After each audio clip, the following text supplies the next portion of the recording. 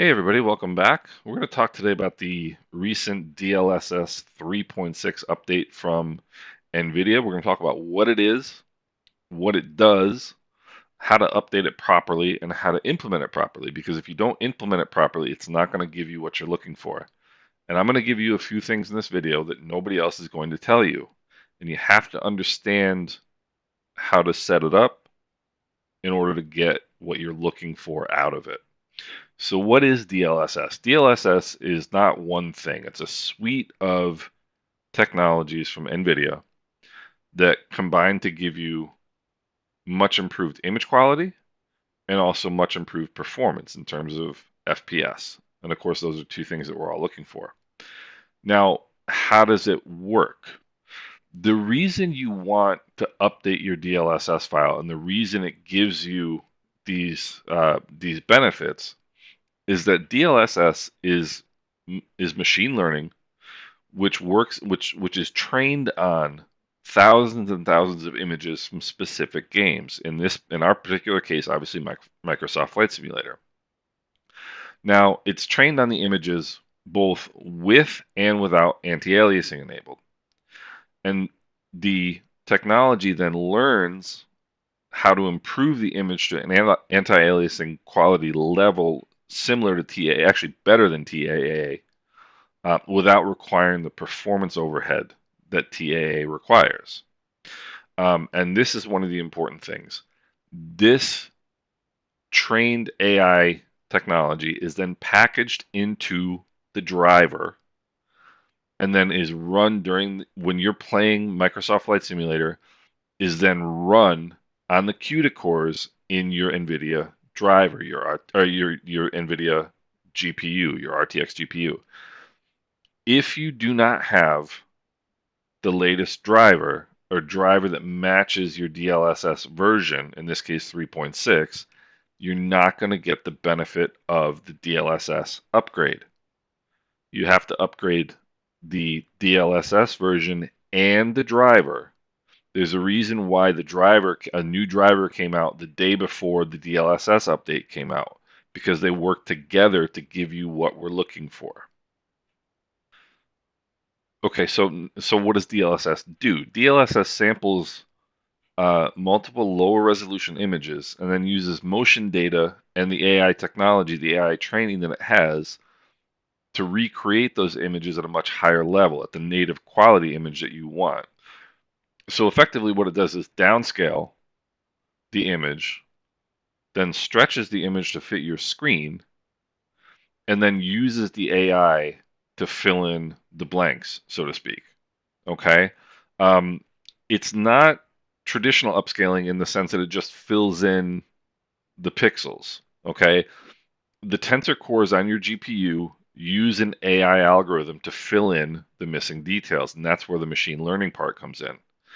And so the result of which, and we'll see that here as we continue, is that it's not as good as TAA, the DX11 TAA resolution that everybody loves. It's better, particularly when you turn on DLAA, which is deep learning anti-aliasing. So now let's talk about DLAA. DLAA is deep learning anti-aliasing. DLSS and DLAA share the same AI-driven anti-aliasing method.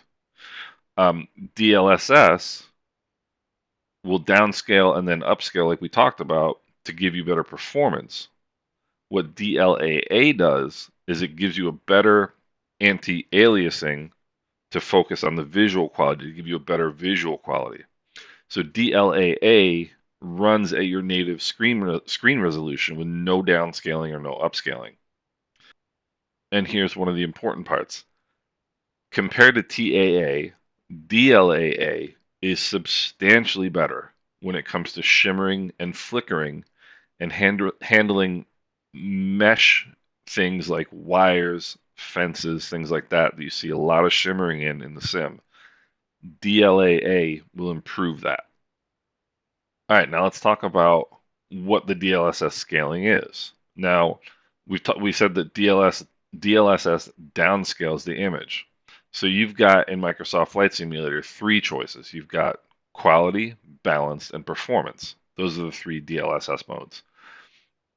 These are the render scales. So quality gives you a two-third, basically a one-third downscale. It gives you a two-third scale of the image and then stretches it to fit your screen. Balance gives you 58% of your native resolution and then stretches it to fit your screen. Performance gives you 50% resolution, ultra performance 33% resolution, and then they stretch it to fill your screen again and use that AI to then fill in the details that the downscaling is taken away. All right, now how do we update our DLSS file? Now, presumably, relatively soon, DLSS Swapper is going to have the 3.6 version available. Currently, it does not. I've updated to the latest DLSS Swapper version 1.5, hoping that I would see the DLSS version 3.6 available. Still don't see it. Hit the refresh button. Still don't see it. So what we're going to have to do then is go to this website, which is Tech Power Up. I'll put a link in the description. And you're going to have to download the latest version of the file. Now it's right here. You just click download and save it. Unzip the file. And this is what you're going to get. Okay, you're going to have this right here. This is the DLSS file we're talking about. It doesn't look like they've released. There's another file which is for frame gen, and it does not seem to have been released at the same time. It doesn't seem to have been released yet. So for the time being, there's only the regular DLSS file. The frame gen file will say DLSSG.dll, but that file is not available yet. So what you're going to want to do is take this NVNGX underscore DLSS.dll file, say that 3 times fast. You're going to want to take that file and you're going to want to put it in your Microsoft Flight Simulator content folder. Now, that folder should be in your C, Xbox Games, Microsoft Flight Simulator content folder. Now, for some reason, I think because I've been in various betas, I have 2 Microsoft Flight Simulator builds in the Xbox Games folder, but let's ignore that for right now. So we're in the content folder, and the first thing you're going to want to do is find the NVN, find this file that we're looking for, and make a copy of it. Okay, so here it is, the NVN GX DLSS file. So I'm going to take this, I'm going to copy it, and I'm just going to put it on my desktop. So now I have that file in case, I'll put it somewhere more intelligent than my desktop later, but at least I've got it there right now in case I mess this up. Okay, then you're going to want to take the file and just paste it into your content folder. It's going to ask you if you want to replace it. You say yes, replace it, and you're done. Okay? And I'm curious to see now what DLSS Swapper finds. Okay, so now DLSS Swapper, even though it's not available in DLSS Swapper, it is telling me that in Microsoft Flight Simulator, I have version 3.6.0. So that's how you replace the file. If you have your Microsoft Flight Simulator build in the Windows Apps folder, do not try to hack your way into that folder. That folder is restricted for a reason. I will put a link in the description of this video with a link to a video I did previously on how to fix that, how to move your Microsoft Flight Simulator build from the Windows Apps folder to the Xbox Games folder where it should be. Now, the reason it's in the Windows Apps folder is that's where it used to be. And if you recall, there was a point at which Asobo allowed access to the default airplanes to modify them. And that's when they moved the sim out of the Windows Apps folder into the Xbox Games folder. if for some people, for some reason, that move didn't happen, and their build stayed in the Windows Apps folder. If that's you, if you don't have Microsoft Flight Simulator in your Xbox Games folder, check the video in the description, and that'll show you how to fix that, and then you can switch. Then you can swap the file out, the DLSS file out, and replace it. Okay, now that we've got it updated, how do we make the best use of DLSS? Now, there's a couple really small points that are very, very important in terms of getting the best performance out of DLSS. Now, the first one is you want this setting here, texture filtering, quality. Normally people have it on quality. You want to change that to high quality. Okay, that's the first thing. Now, the next thing is you want to go into your program settings. And I'm going to talk about the Holy Grail after this, but right now we're just going to focus on how to use DLSS to its best. Now, the next thing we're going to do is go into the program settings for Microsoft Flight Simulator. You want to turn anisotropic filtering on in the Microsoft Flight Simulator settings to 16 times, and you want to turn it off in the sim. And the reason is you want the DLSS on your RTX GPU to be doing the filtering, the anisotropic filtering, rather than having the game do it itself, because your GPU does a better job of that. Okay. You also want low latency mode off. We're going to turn that on in the sim. It's better in the sim. And here's another one. Texture filtering, negative LOD bias. You want this on clamp. Okay? That's going to help with shimmering of things like wires and fences. And then vertical sync, you want on here. And here's the weird part. You're going to want it on in the sim as well, most likely. We'll talk about that once we look into the sim settings.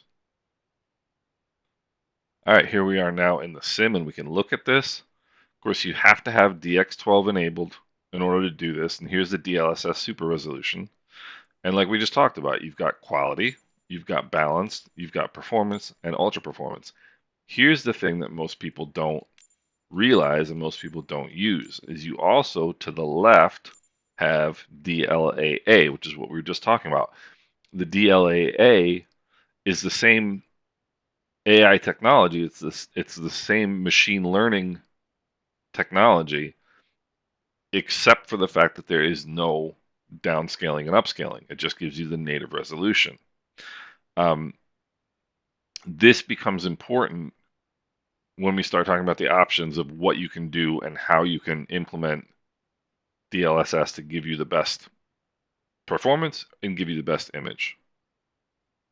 All right, now let's get into the sim and see how we use this optimally. You do have to have DX12 enabled, like we were saying before. One of the curious things, so I personally have VSync on in NVIDIA control panel, in the Microsoft Flight Simulator game settings, not the global setting, but the game setting. I have VSync off in the sim. Here's a weird one. Some people have the best results with this with both of them on. VSync on in NVIDIA control panel and in the sim. So if you're having tearing issues or tearing issues, I don't know how they're going, tearing probably. If you're having tearing issues in the sim, that's something that's worth a try. It's completely illogical, of course, but it's worth a try. Give that a shot. Now, when we look back, you can see my advanced video editing skills here. Look at this. Good stuff, right? So when we look back at the DLSS modes and the render scaling, right? So quality is 67%, so it's downscaled 1/3. Performance is downscaled half, etc., right? So these are the resolutions that we're talking about here.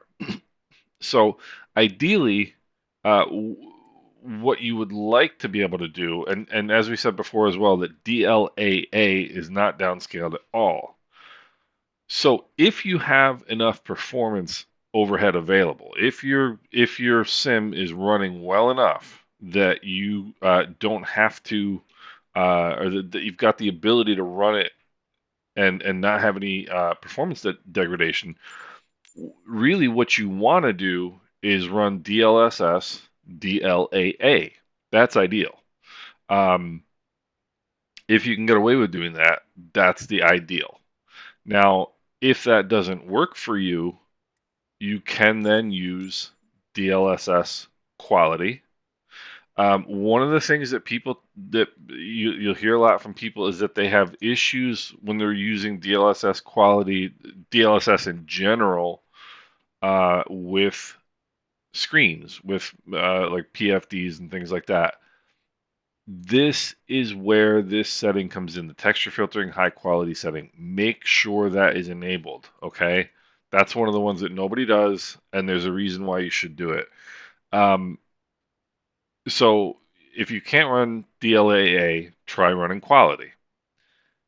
If that's not good enough, then you would have to run balance. Really, once you get to balance, you're at a downscale of, 40%. Um, and depending on what scale that you're running at, that might be too much of a downscale for you. Now, here is where we're going to get into something that nobody else is going to tell you. Again, a lot of you may have already seen the video I did on the Holy Grail settings, is what I call them. Okay? And this involves something that is beyond just the DLSS update and beyond the DLSS downscaling. And this is what is the DSR factors. Now, DSR is dynamic super resolution. Now you can what DSR does is it gives you better images by rendering the game at a higher resolution. So it's basically the opposite of DLSS. It renders the DSR renders the game at a higher resolution and then downscales it to the native resolution of your monitor, whereas DLSS downscales the image and then stretches it to fit your monitor and then uses AI to fill in the details and the gaps, as we've talked about. Okay? Here's where the two come together. Now, DLSS downscales, DSR upscales. The difference is the downscaling, what we're looking at here, the render scales, the downscaling render scales are less for DLSS than the upscale is for DSR. Okay, and if that sounds confusing, I'm sorry. What you do if you turn on the DSR factors, you can see you've got these two options here, 1.78 and 2.25. Now so what this means is that DSR, this will give you an option in the sim to select a higher resolution than you actually have for your monitor. Now, here's another important point that people get wrong all the time. If you use DSR, okay, let me show you in the sim what I'm talking about. So you've got 1.78 and 2.25. I'm running 2560 by 1440, right? That's my monitor resolution. If you go in here, I've got two options higher than 2560 by 1440, which is this 3413 by 1920 and 3840 by 2060. Now, where do those two numbers come from? Where do those resolutions come from? They come from here. The first one, 3413 by 1920, is 1.78 times my native resolution, 2560 by 1440. This one, 3840 by 2160, is 2.25 times my native resolution. Okay? So what I'm able to do is upscale the image using DSR either to 1.78 times my resolution or 2.25 times. So let's say we do it 3840 by 2160. That's a 2.25 I keep these changes. That's a 2.25 upscale, right? So 225% of my original resolution.